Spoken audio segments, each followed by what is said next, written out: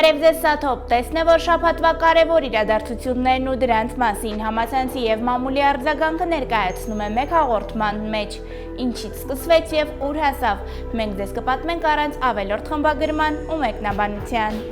Շաբաթվա զավեշտը Հեղինե Բիշերյանը համբուրել է Վանաձորի նորանշանակ քաղաքապետին հանրապետական Մամիկոն Ասլանյանին։ Հիշեցնենք, որ տեղական ինքնակառավարման մարմինների ընտրությունների արդյունքներով Վանաձորի ավագանի անցած ընդդիմադիր 3 կուսակցությունները, այդ թվում Հեղինե Բիշերյանի հարազատ հայկական վերածնունդը, համաձայնության հուշագիր էին ստորագրել, պարտավորվելով ավագանու առաջին նիստին իրենց 18 մանդատներով պաշտպանել Քրիստ Մանուկյանին, սակայն քվեարկության արդյունքը փաստորեն այլ էր։ Հատկանշական է, որ Հեղինե Բիշերյանը լրագրողներին հայտարարել է, որ նրանք, ովքեր շահվել են համաձայնության որոշումից, ուղղակի անբարոյական են։ Ըստ մամուլի հրապարակումների ու ասեկոսեների, շեղվողները հենց հայկական վերածնունդից են եղել։ Իսկ նրանք, ովքեր որ շեղվել են ընդհանրապես ընդհանուր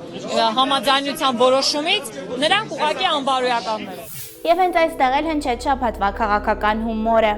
Առաջիկայում Վանաձորում ով սկսեց լավ ու նոր մեքենա վարել, տունը նորոգել կամ Մալդիվներում հանգստանալ, ինքն այդ 4-ից մեկն է։ Գրեց բլոգեր Տիգրան Քոչարյանը, ակնարկելով Վանաձորի քաղաքապետի ընտրության փակ գաղտնի քվեարկության ժամանակ ընդդիմության պայմանավորվածությունը խախտողներին։ Շաբաթվա արձագանքը։ Հայաստանում սպասվող տնտեսական աղետի ու դիֆոլտի մասին Լևոն Տեր-Պետրոսյանի հնչեցրած հակիրճ հայտարարությանն արձագանքել է Հայաստանի Հանրապետության կենտրոնական բանկը, անհիմն համարելով նման մտահոգությունները։ Ի պատասխան կենտրոնական բանկի արձագանքին Հայ ազգային կոնգրեսի խոսնակ Արման Մուսինյանն ասել է. Նախագահ Տեր-Պետրոսյանն ըմբռնումով է վերաբերվում կենտրոնական բանկի արձագանքին, շատ լավ հասկանալով, որ բոլոր պարագաներում վերջինս այլ կերպ չէր կարող վարվել։ Շաբաթվա հանելուկը կապված է համացանցի հիթ դարձած Սվետլանա Խաչատրյանի հետ։ Հիշեցնենք, որ տեղեկություններ տարածվել, որ Սյունիքի նախկին մարզպետ Սուրեն Խաչատրյանի դուստրը Սվետլանա Խաչատրյանը Facebook-յան իր էջում ստատուս էր գրել հոր աշխատանքից ազատվելու հետ կապված վիրավորական արտահայտություններ թույլ տալով իշխանությունների հասցեին։ Ավելի ուշ կայքերից մեկին Սվետլանան պարզաբանել էր, որ վստահ է, որ այդ ամենն ինչ-որ մարդկանց կողմից միտումնավոր սարքած է եւ որ ինքը նման բնույթի ոչ մի ստատուս չի գրել։ Սվետլանա Խաչատրյանը տեղեկացրել էր նաեւ, թե դիմելու է ոստիկանություն եւ ազգային անվտանգության ծառայություն։ Ավելի ուշ Սվետլանայի Facebook-յան էջը փակվեց, սակայն տարօրինակն այս պատմության մեջ այն է, որ Սուրեն Խաչատրյանի պաշտոնական կենսագրությունում երբեք որևէ նշում չի եղել ու չկա դստեր մասին, եւ Սյունիքի նախկին մարզպետն ու նրա կինը Լորետան ունեն 2 որդիներ։ Սակայն իրականությունն այն է, որ Սվետլանա Խաչատրյանն իր դուստրն է։ Հակառակ դեպքում նա կհերքեր ոչ թե ստատուս գրելու փաստը, այլ այն, որ ինքն անմիջական կապ ունի Սուրեն Խաչատրյանի հետ, ինչպես ասում են, առանց մեկնաբանության։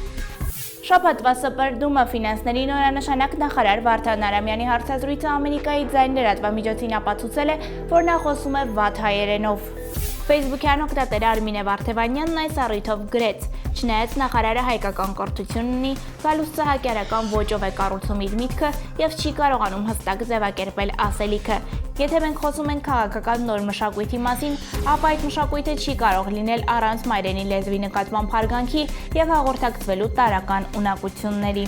Իդեպ անցած շաբաթ Ժողովուրդ օրաթերթն առողջապահության նախարարից հարցրել է, որ ճիշտ է արդյոք, որ նրա ղեկավարած գերատեսչությունում սկսել են ռուսերեն խոսել, որպեսզի ղեկավարին դուր գան։ Այս հարցին Լևոն Ալթունյանը խոստովանել է, որ ինքը հայերենին վարժ չի տիրապետում եւ նոր է փորձում զարգացնել իր հայերենը։ Ասեմ, որ զգում եմ նման բան եւ ինձ վրա աշխատում եմ, որ ամբողջովին հայերենի անցնեմ, չնայած Եվրասիական տնտեսական միությանը, փորձել էր արդարանալ նախարարը։ Շաբաթվա կասկածը հայաստանյան կայքերից մեկի խմբագիրը հարցազրույց էր տվել, որում մեղադրում էր պատգամավոր Տիգրան Ուրիխանյանի կողմնակիցներին իր հանդեպ բռնություն կիրառելու մեջ։ Ըստ խմբագրի դեպքը տեղի էր ունեցել Երևանի ռեստորաններից մեկում։ Սրանք նես մտան, մենակ ինքը գնաց Դոն Կորլեոնի նման նստավ այդ բազմոսին, հետո եւս մի 10 կամ ավելի շատ հոգի ու առանց բարևի, առանց որևէ բանի սկսեցին խփել։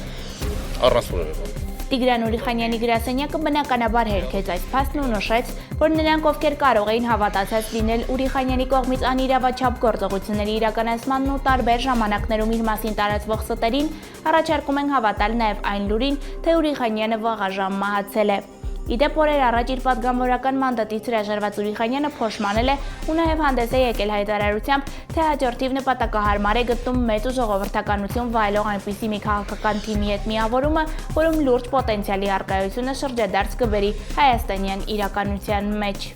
Շաբաթվա կասկածելի ընդդիմադիրը։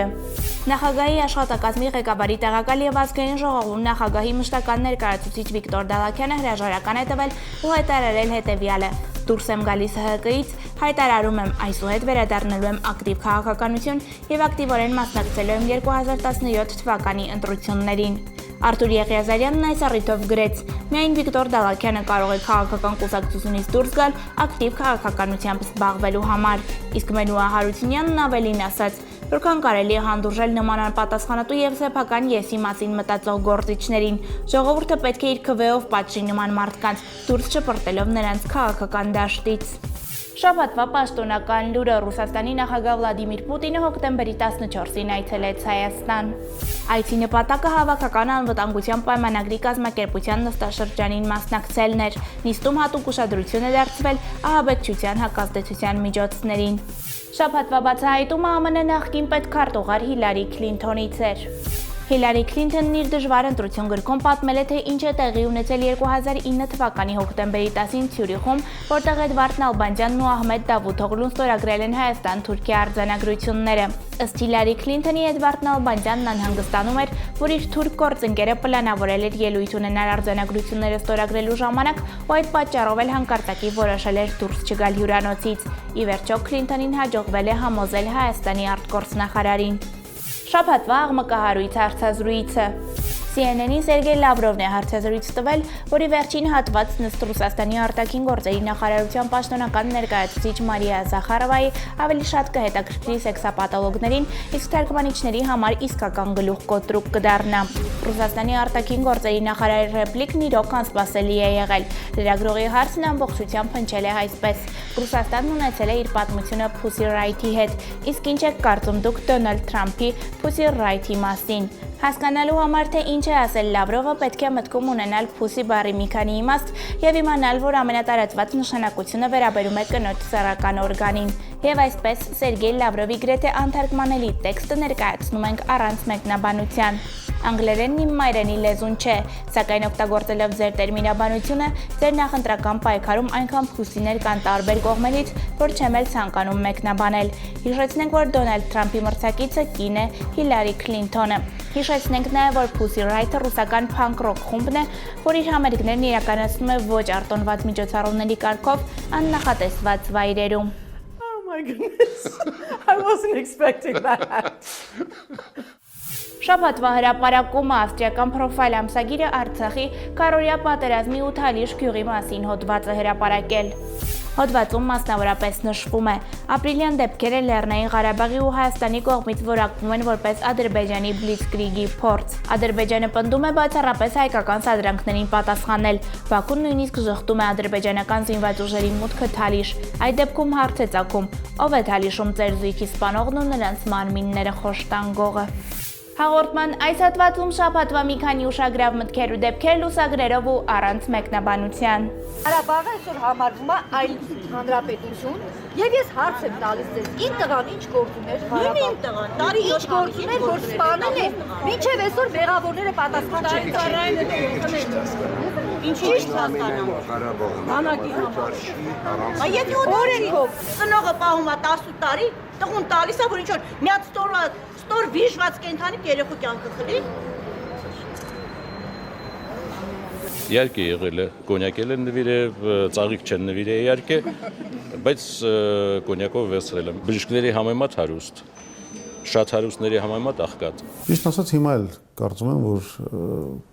կուսակցական կարգապահության խնդիր չի եղել, այսինքն եթե ծախվել են ամբողջ կուսակցությամբ։ Ընդհանրապես հապ հասկացողությունը դա ֆորմալ կառույց է, դա Ռուսաստանի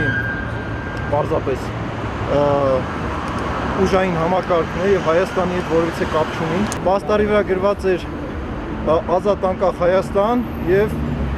Պուտին put out of Armenia։ Հայաստանից դուրս գալ։ Շաբաթվա աղմկահարույց լուրը հետք բարբերականը փորձաքննության էր ներկայացրել տեղական կաթնաշորի 7 նմուշ ու պարզել, որ դրանցից ոչ մեկը չի համապատասխանում նորմերին։ Դրանց մեջ հայտնաբերվել է աղիքային սուպիկ, խմորասնկերի, բորբոսասնկերի եւ կաթնաթթվային մանրէների անթույլատրելի քանակ։ Տարօրինակն այն է, որ նույն նմուշներից 6-ի փորձաքննությունն ամիսներ առաջ իրականացրել է նաև հանրային հեռուստատեսությունը, Ծննդամթերքի անվտանգության պետական ծառայության աջակցությամբ հեռարձակվող «Համի որակը» հաղորդման ժամանակ եւ ստացել բոլորովին այլ պատկեր։ Շաբաթվա զայրույթը համացանցի օգտատերերից մեկը տեսանյութ էր հրապարակել, որտեղ Երևանի բուսաբանական այգի տարածքներից մեկին ապտակում է դաստիարակը։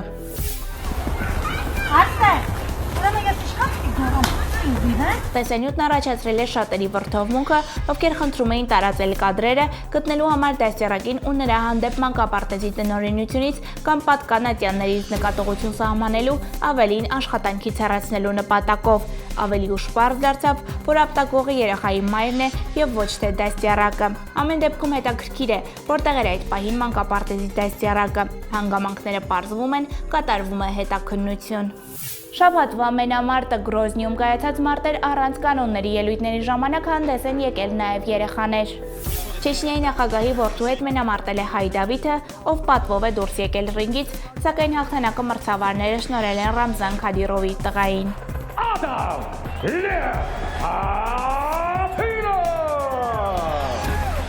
Շաբաթվա ահազանգը Պետական եկամուտների կոմիտեի Գյումրու կենտրոնից Վահան Թումասյանին հայտնել են, որ անօթևան ընտանիքներին բնակարաններ նվիրաբերելու պատճառով Շիրակ կենտրոն հասարակական կազմակերպության նկատմամբ առաջացած ավելի քան 5 միլիոն դրամի հարկու տուրքը վճարելու համար տրված ժամանակը սպառվել է։ Հաշված օրերում այդ գումարը չվճարելու դեպքում բավականին լուրջ հետևանքներ կլինեն, ընդհուպ մինչև կազմակերպության ղեկավարի հանդեպ քրեական գործի հարուցում։ Շաբաթվա հիասթափությունը Օսկար մրցանակաբաշխությունը հրապարակել է 85 երկրների անուններ, որոնք պետք է պայքարեն լավագույն օտարալեզու ֆիլմ անվանակարգի համար։ Հայաստանն այդ երկրների ցանկում չկա։ Նշենք, որ Հայաստանի կինոմատոգրաֆիստների միությունում տեղի ունեցած փակ քվեարկության արդյունքում որոշվել էր, որ Հայաստանը Օսկարին մասնակցելու հայտ պետք է ներկայացներ Սարիկ Անդրեասյանի երկրաշարժ ֆիլմով, որը պատմում է Սպիտակի աղետալի երկրաշարժի մասին։ Հավելենք, որ այդ տեղեկությունը համացանցային շատ օգտատերերի կողմից սխալ էր հասկացվել եւ շատերի մոտ տպավորություն էր ստեղծվել, որ Հայաստանի մասնակցությունն Օսկարին հաստատված է։ Շաբաթվա հարցազրույցը Արթուր Ջանիբեկյանը հյուրընկալվել է Կուլտուրա հեռուստաընկերությամբ հեռարձակվող Սպիտակ տաղավար հաղորդմանը։ Արթուր Ջանիբեկյանն ի թիվս այլ հարցերի խոսել է հայ գրողների մասին, նշելով, որ իր առաջին կարդացած գիրքը Հովհաննես Թումանյանի հեքիաթներն էին։ Հաղորդավարու հարցին, թե ինչ լեզվով է խոսում իր երեխաների հետ, Արթուր Ջանիբեկյանը պատասխանել է. «Ես երեխաներիս հետ խոսում եմ բացառապես հայերենով»։ Շաբաթվա ելույթը մարտեր առանց կանոնների մարզաձևում ծնունդով Արցախից Վարդան Ասատրյանը, ով հանդես է գալիս Ռուսաստանի դրոշի ներքո, ռինգ է մտել հայկական դրոշներով։ Հայաստանի եւ Արցախի դրոշները պատկերված էին նրա սպորտային համազգեստի վրա։ Բացի դրոշներից համազգեստի վրա պատկերված են նաեւ Արցախի հերոսներ Միայնակ Գայլ, Արայիկ Խանդոյանը եւ Մոնթե Մելքոնյանը, ինչպես նաեւ Արցախի դեմքը հանդիսացող Տատիկ Պապիկի արձանները։ Մենամարտից հետո Վարդանը հայտարարել է, որ հաղթանակը նվիրում է Արցախին։ Շաբաթվա տարօրինակ քայլը Շվեդիայում բնակվող քաղաքական գործիչ Պատարանդի գրողների միության համահիմնադիր Վահե Ավետյանը ավելի քան 1 օր անցկացրել է Ադրբեջանի մայրաքաղաքում գտնվող միջազգային օդանավակայանում։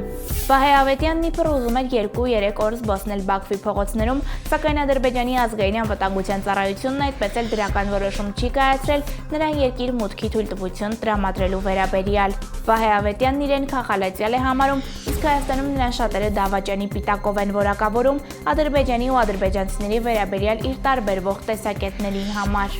Եվ կրկին շաբաթվա ուշագրավ մտքերից ու դեպքերից, որոնք Top 10-ը ներկայացնում է առանց մեկնաբանության։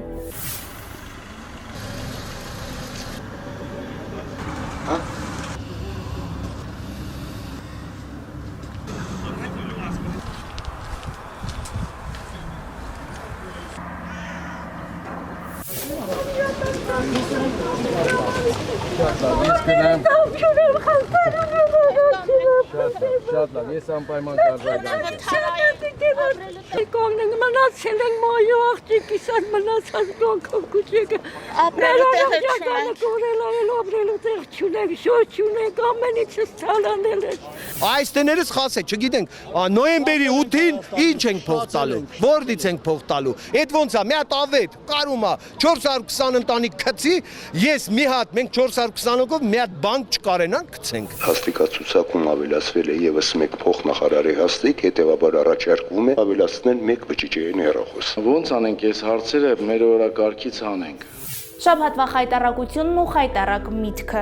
Այ քեզ բան, ինչ չէինք լսել, լսեցինք։ Հայաստանի հավաքականի գլխավոր մարզիչ Վարուժան Սուքեսյանն ասում է, թե լրագրողների մեջ տիրող վատ մթնոլորտը բերեց նրան, որ հավաքականում այսքան վնասվածքներ կան։ Գրել է Համլետ Կիրակոսյանը Facebook-յան իր էջում, անդրադառնալով Հայաստանի հավաքականի գլխավոր մարզիչ Վարուժան Սուքեսյանի մեկնաբանությանը, սեփական հարկի տակ Ռումինիայի հավաքականից կրած 0.5 հաշվով պարտության վերաբերյալ։ Վարուժան Սուքեսյանը նաև հարցեր տալիս ինքնին, թե ինչպես պետք է 3 օր անց խաղան Լեհաստանի հավաքականի հետ, իսկ Լեհաստանի հավաքականի հետ խաղը կարծես ավելի հուսադրող էր։ Մեր տղաները մեկ անգամ ինքնագոլ արեցին, մյուս անգամ գրավեցին դաշտի տերերի դարպասը, ու մինչև հեռուստադիտողները մտածում էին, թե փաստորեն լեհ լրագրողների աչքն ու նրանց մեջ տիրող մթնոլորտն ավելի վատ է, քան հայ լրագրողներինը, Լեհաստանի հավաքականը խաղի ամենավերջին րոպեին գրավեց մեր դարպասը ու մեզ պարգևեց մեր հերթական պարտությունը։ Իսկ խաղից հետո հայտնի դարձավ, որ Վարուժան Սուքեսյանն այլևս չի գլխավորի Հայաստանի ազգային հավաքականը։ Հայաստանի ազգային հավաքականի գլխավոր մարզիչը հայտնել է Հայաստանի ֆուտբոլի ֆեդերացիայի մամուլի քարտուղարությանը գլխավոր մարզչի պաշտոնից հրաժարական տալու մասին։ Եվ հենց այստեղ էլ հնչեց շաբաթվա հույսը, որը դեռ անորոշ է։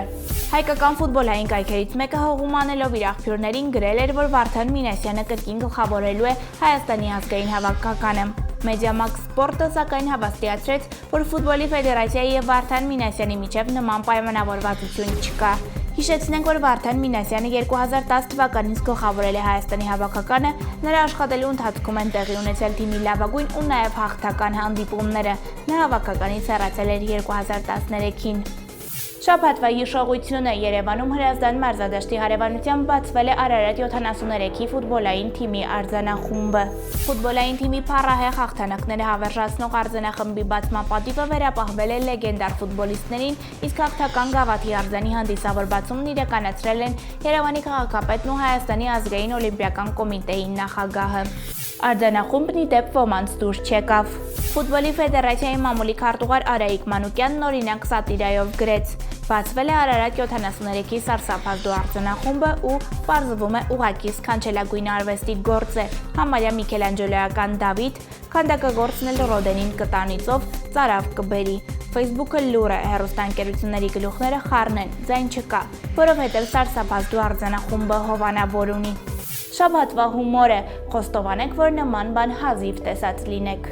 Բայց դե սուր աչք ունեցող մարդիկ կան, ովքեր որսում են պահը ու մեզ պարգևում այն, ինչն անպատկերացնելի ենք համարում, գրեց հրապարակախոս Հասմիկ Բաբաջանյանն ու ներկայացրեց լուսանկարը մի անձնագրի, որտեղ Թորոսյան Հրաչիկի հայրանունը նշված է այսպես՝ Հովանեսի եւ Օհանի։ Գժուկներ, տեսնողները կատակում են, մեկն ու մեկը նրանցից մոմ պահողն է եղել, եզրափակեց Հասմիկ Բաբաջանյանը։ Եվ վերջում շաբաթվա բաղադրատոմսը։ Ինչպես պատրաստել իշխանով սենդվիչ, շարունակում են կարճ եւ պարբերաբար ներկայացնել քիթչուպն ու ասեկոսե ԵՄ-ը, իսկ ավելի մանրամասն ինչպես այս, այնպես էլ մյուս բաղադրատոմսերի մասին կարող եք ծանոթանալ քիթչուպի YouTube-յան էջում։